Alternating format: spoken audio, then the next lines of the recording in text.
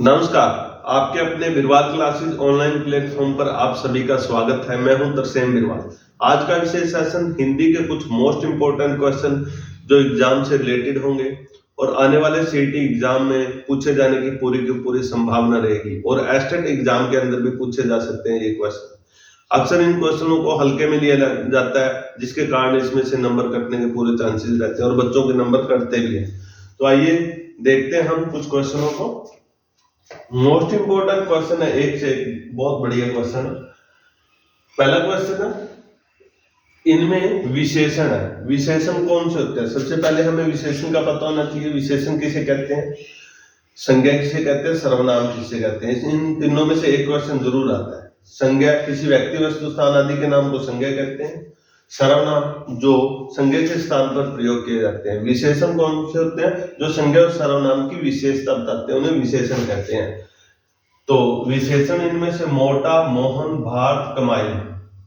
तो देखिए, मोहन क्या है? एक नाम है। भारत भी एक नाम है, यानी कि संज्ञा, नाम को ही संज्ञा कहते हैं। कमाई एक ये भाववाचक संज्ञा, भाव है। तो इसमें कौन सा है? विशेषण है मोटा। जैसे कि हम बोल देते हैं कि मोटा आदमी, मोटा व्यक्ति, मोटा सेब, कोई भी चीज है मोटा नाम दे सकते हैं। तो उसमें क्या हुआ कि ये विशेषण हुआ कि सेब कैसा है? मोटा है। आदमी कैसा है? मोटा है। उसकी विशेषता बता रखी है, तो ये विशेषण है। उसके बाद क्वेश्चन नंबर 2 है, राम ने रोटी खाई। वाक्य में रोटी खालिस्तान कारक है। राम ने रोटी खाई, कारक का हमें पता होना चाहिए। कर्ता ने कर्म को कर्ण से संप्रदान के लिए पदान से जुदाई संबंध का के की अधिकरण में पर संबोधन है। अरे ये कारक होते हैं, कारकों का पता होना चाहिए। कारक से भी प्रश्न पूछे जाने की पूरी संभावना रहती है। हमने कारक का पूरा टॉपिक हमारी प्लेलिस्ट के अंदर करवा रखा है, आप जाकर के देख सकते हो। तो इसमें क्या है कि राम ने रोटी खाई। राम ने क्या खाई? रोटी खाई। तो कौन सा कारक हुआ? कर्म कारक। राम ने, कर्ता ने कर्म को, राम ने किसको खाया? रोटी को, तो कर्म कारक हुआ। उसके बाद क्वेश्चन नंबर 3 है, घर का बहुवचन। इसमें से आसानी से कैसे करेंगे? घराएं, इसको काट दो, ये हो ही नहीं सकता। घरें भी नहीं होता। अब हमारे पास बचे 2, इन दोनों में से हमारा गलत होने के चांसेस कम हुए।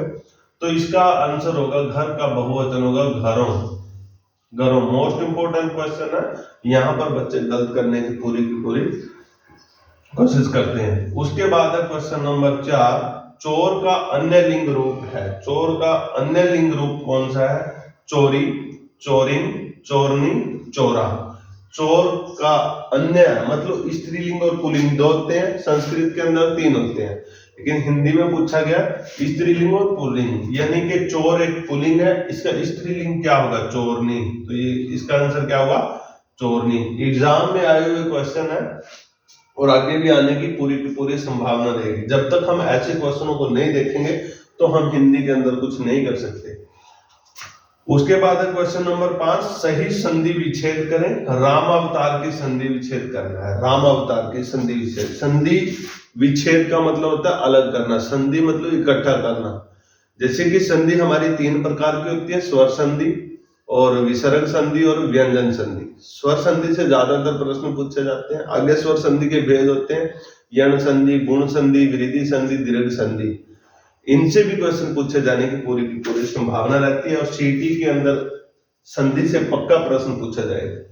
तो सही संधि विच्छेद करें राम अवतार का। रामा प्लस अवतार, रामा तो कोई होता नहीं, रमा होता है या राम होता है, तो यहां से हमारा ये गलत है।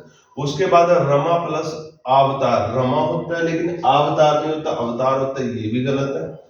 उसके बाद राम प्लस अवतार, इसको देखते कोई नहीं, तो ये हमारा आंसर सही हुआ।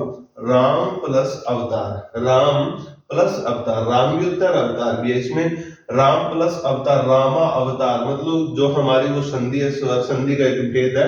जैसे कि दीर्घ कर देना, बड़ा कर देना, तो ए प्लस ए को आ कर देना, ये दीर्घ संधि का उदाहरण है। उसके बाद है क्वेश्चन नंबर 6, सीता ने 2 खालिस्तान खाए। कितना आसान क्वेश्चन है, इसको भी गलत करने के चांसेस है। केलाएं तो होता ही नहीं, केला, केले, केलो, केलो भी नहीं होता, 2 बचे। इस तरीके से हमने क्वेश्चन करना तो हमारे सही होने के चांसेस ज्यादा रहते हैं। सीता ने 2 खालिस्तान खाए, केला या केले? क्या खाए? केले खाए। ये हमारा आंसर हुआ, केले खाए। सीता ने 2 केला खाया, केला नहीं केले खाए। मोस्ट इंपोर्टेंट क्वेश्चन है, बहुत आसान क्वेश्चन है, लेकिन यहाँ पर गलती होने की पूरी संभावना रहती है, क्योंकि इन छोटी छोटी चीजों का हमें नहीं पता होता, जिसके कारण हम ओवर कॉन्फिडेंस के अंदर हम इनको गलत कर देते हैं। उसके बाद है क्वेश्चन नंबर 7, महान शब्द की भाववाचक संज्ञा है। भाववाचक संज्ञा इंपोर्टेंट है, इससे क्वेश्चन पूछे जाने की संभावना रहती है। जैसे आपसे पूछा जा सकता है कि बुढ़ापे में कौन सी संज्ञा भाववाचक संज्ञा, बचपन में कौन सी संज्ञा भाववाचक संज्ञा, निजत्व में कौन सी संज्ञा भाववाचक संज्ञा। इस तरीके से इंपोर्टेंट उदाहरण पूछे जा सकते हैं। तो महान शब्द की भाववाचक संज्ञा मेहनत, मेहनत तो हो ही नहीं सकता। महाउत्तम, ये भी नहीं हो सकता। मेहमान, मेहमान तो बिल्कुल ही गलत है। तो हमारा क्या बचा? महानता। महानता ये महान शब्द की भाववाचक संज्ञा। उसके बाद है सर्वनाम। आपसे पहले इसी एग्जाम के अंदर विशेषण से प्रश्न पूछा गया था, इसी एग्जाम के अंदर सर्वनाम से भी शब्द, उनसे भी एक क्वेश्चन पूछा गया। सर्वनाम शब्द है उन्होंने राम का परीक्षा बढ़ा। सर्वनाम क्या होते हैं? जो संज्ञा के स्थान पर प्रयोग किए जाते हैं, यह, वह, उन्होंने, जैसे, वैसे, ये सर्वनाम शब्द है। तो राम का तो ये तो कारक हुआ। परीक्षा, परीक्षा एक संज्ञा हुई। बड़ा, बड़ा ये विशेषण हुआ। छोटा, बड़ा, मोटा, काला, पीला, ये विशेषण हुए। तो ये हमारा उन्होंने, ये सर्वनाम शब्द है। मोस्ट इंपोर्टेंट क्वेश्चन है, कभी भी क्वेश्चन पूछा जा सकता है। उसके बाद है परीक्षा, परिश्रम का समानार्थी शब्द है। जैसे क्वेश्चन पर्यायवाची, समानार्थी, विलोम, ये पूछे जाते हैं। तो परिश्रम का समानार्थी शब्द क्या है? परिश्रमी, मेहनत, श्रमिक, प्रयत्न। प्रयत्न नहीं होगा, श्रमिक भी नहीं होगा, या तो परिश्रमी होगा या फिर मेहनत होगा। तो परिश्रम का समानार्थी शब्द क्या होगा? परिश्रम का। परिश्रमी नहीं होता, मेहनत होता है, मेहनत। तो इसका आंसर क्या होगा? मेहनत। परिश्रम का समानार्थी शब्द है मेहनत। परिश्रम, कोई मेहनत बोलते हैं, मेहनत करने वाला। उसके बाद है क्वेश्चन नंबर 10, अकलबंद का विलोम शब्द है। अकलबंद का विलोम शब्द है कमजोर, कमराबंद। कमराबंद तो हो ही नहीं सकता। अकलमंद, अकलबंद का विलोम शब्द है अकलमंद। अकलबंद, अकलमंद, ये भी नहीं हो सकता। कमजोर, कमजोर भी नहीं हो सकता। अकलबंद होता है जिसकी अकल बंद हो चुकी है, वो होता है मूर्ख, मूर्ख। ये आंसर हुआ भाई। उसके बाद री का उच्चारण स्थान। मोस्ट इंपोर्टेंट क्वेश्चन है, उच्चारण स्थान से प्रश्न पक्का पूछा जाएगा, एस्टेट के अंदर भी और सीईटी के अंदर भी। तो री का उच्चारण स्थान क्या होता है? तालु, कंठ, मूर्धा, ओष्ठ। तालु तो नहीं होता, कंठ भी नहीं होता, तो इसका उच्चारण स्थान होगा मूर्धा। री टू रसना। री का, टै का, ठै का, डै का, ढै का, इनका सभी का उच्चारण स्थान मूर्धा होता है। तालु, चै, छ, जय, जय, इसका तालु होगा कंठ। कै, ख, गै, गै और है का उच्चारण स्थान कंठ होता है। ओष्ठ, पै, फै, बै, बै, भै, मैं, ये ओष्ठ होते हैं। मोस्ट इंपोर्टेंट क्वेश्चन है, पूछा जाएगा। उसके बाद अकर्मक क्रिया। क्रिया कौन सी होती है? जिस किसी कार्य के करने या होने का पता चले, क्रिया कहते हैं। और अकर्मक क्रिया, क्रिया के 2 भेद होते हैं, सकर्मक और अकर्मक। अकर्मक क्रिया जिसमें कर्म नहीं होता, सकर्मक क्रिया जिसमें कर्म होता है। तो ये ऐसा क्वेश्चन पूछा जाता है, एस्टेट के अंदर भी और सीईटी के अंदर भी पूछा जा सकता है। तो खाना, पढ़ना, सोना, धोना। खाना, खाने का मतलब क्या? कुछ ना कुछ खा रहा है, तो ये सकर्मक क्रिया है। पढ़ना, पढ़ना मतलब कुछ ना कुछ पढ़ रहा है, तो वो सकर्मक क्रिया। सोना, सोना क्या? कुछ ना कुछ सोना, कुछ भी नहीं है, तो ये अकर्मक क्रिया है। इसमें अकर्मक। धोना, कुछ ना कुछ कपड़े धो रहा है या जूते धो रहा है, कोई भी चीज है, तो ये क्या है कि मतलब क्रिया कर रहा है, तो इसमें कर्म है, तो ये सकर्मक क्रिया। लेकिन सोना ये एक अकर्मक क्रिया है। इस तरीके से आपसे प्रश्न पूछे जाएंगे, और ये पीछे आने वाले एग्जाम, जो हुए एग्जाम है, उनके अंदर ऐसे ऐसे क्वेश्चन पूछे गए हैं।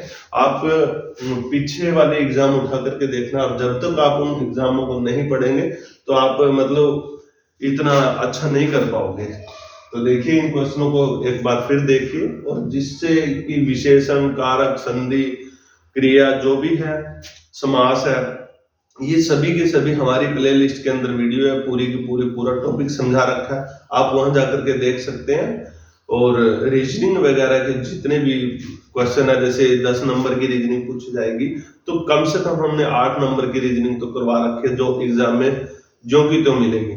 और हरियाणा जीके के भी कुछ क्वेश्चन करवा रखे हैं, और जैसे कि इंग्लिश के भी कुछ क्वेश्चन है, और साइंस जीके, वर्ल्ड जीके, इससे भी क्वेश्चन हमने करवा रखे हैं। आप हमारी जो पीछे वाली वीडियो देख सकते हो। बिना टाइम वेस्ट किए ही हमने हर क्वेश्चन को अच्छे से करवा रखा है, कम समय में ज्यादा करवा रखा है। आप जाकर के देख सकते हैं। आज के लिए इतना ही।